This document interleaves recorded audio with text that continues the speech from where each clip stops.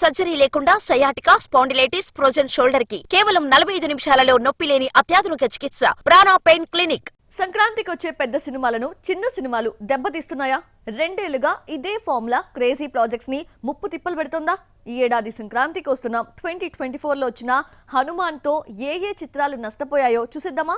ప్రతి సంక్రాంతికి 4-5 సినిమాలు పోటీ పడటం కామనే. అయితే ఈ ఏడాది 3 పెద్ద సినిమాలు గేమ్ చేంజర్, డాకు మహారాజ్, సంక్రాంతికి వస్తున్న మాత్రమే పోటీ పడ్డాయి.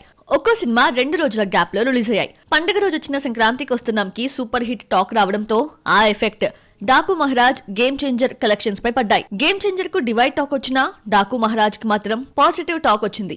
మొదటి రోజు వరల్డ్ వైడ్ గా 54 కోట్లతో మంచి వసూలు రాబట్టింది.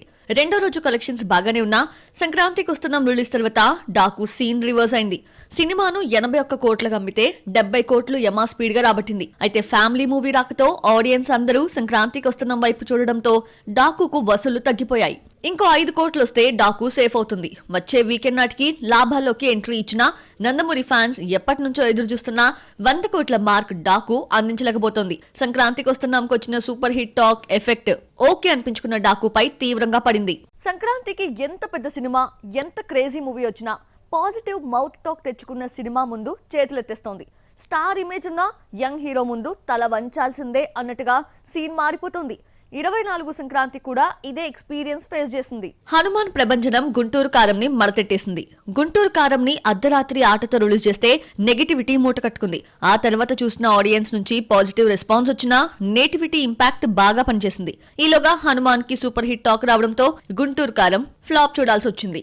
గుంటూరు కారంను 132 కోట్లకు అమ్మితే 112 కోట్లు తీసుకొచ్చింది. అంత నెగటివిటీలోనూ 100 కోట్ల మార్కు దాటడం విశేషం. సంక్రాంతి బరిలో హనుమాన్ లేకపోతే గుంటూరు కారం ఈజీగా బ్రేక్ ఈవెన్ అయ్యేది. రిలీజ్ తర్వాత పెద్దగా ప్రమోషన్ లేకపోయినా 112 కోట్లు రాబట్టడం విశేషం.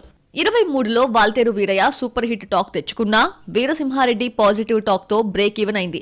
2020లో ఫ్యామిలీ ఆడియన్స్ కి నచ్చిన అల వైకుంఠపురంలో సంక్రాంతి మొనగాడు అనిపించుకుంది. సరలేరు నీకెవరుకు హిట్ టాక్ రావడంతో మంచి వసూలు రాబట్టింది. సంక్రాంతికి ఎన్ని సినిమాలు వచ్చినా సూపర్ హిట్ టాక్ తెచ్చుకున్న సినిమా ముందు యావరేజ్ మూవీస్ నిలవడం లేదు.